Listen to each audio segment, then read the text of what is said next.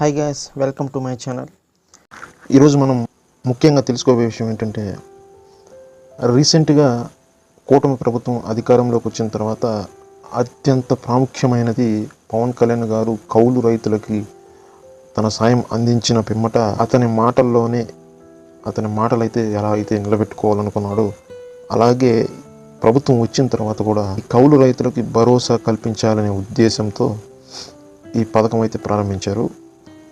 ఇందులో భాగంగానే CCRC card, ప్రతి ఒక్క కౌలు రైతు కూడా CCRC కార్డ్ అనేది అప్లై చేసుకోవాలని రాష్ట్ర వ్యాప్తంగా ఈ న్యూస్ అయితే కూటమి ప్రభుత్వం చెప్పడం జరిగింది అధికారికంగా.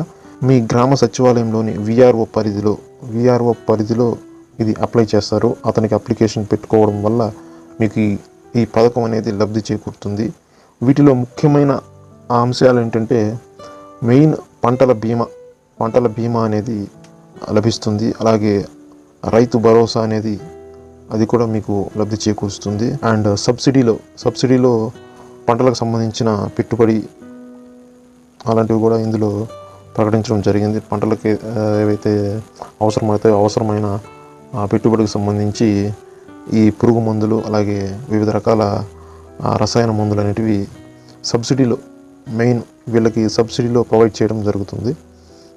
అది దీని యొక్క ముఖ్య ఉద్దేశం. అండ్ ఏదైనా పంటల బీమా కూడా ఇది లభించడం జరుగుతుంది.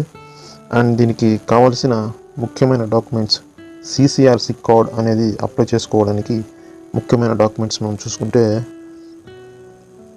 భూమి యజమాని పాస్బుక్ జిరాక్స్, భూమి యజమాని యొక్క పాస్బుక్ జిరాక్స్, అండ్ భూమి యజమాని ఆధార్ కార్డ్ జిరాక్స్, అండ్ కౌలు రైతు యొక్క ఆధార్ కార్డ్ జిరాక్స్, అండ్ కౌలు రైతు యొక్క బ్యాంక్ అకౌంట్, అండ్ కౌలుదారుని యొక్క పాస్పోర్ట్ సైజ్ ఫొటోసు, అండ్ భూ యజమాని యొక్క mobile number, and ₹10 bond paper మీద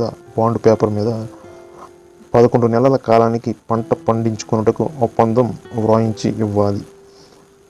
ఈ కాపీస్ అన్నీ తీసుకెళ్ళి మీ సచివాలయంలోని VRO దగ్గర ప్రొవైడ్ చేస్తే అతను మీకు అప్లికేషన్ అనేది ఆన్లైన్లో సబ్మిట్ చేయడం జరుగుతుంది. ఆ తర్వాత వెరిఫికేషన్ తర్వాత మీకు ఈ పథకం అనేది లబ్ధి చేకూరుస్తుంది.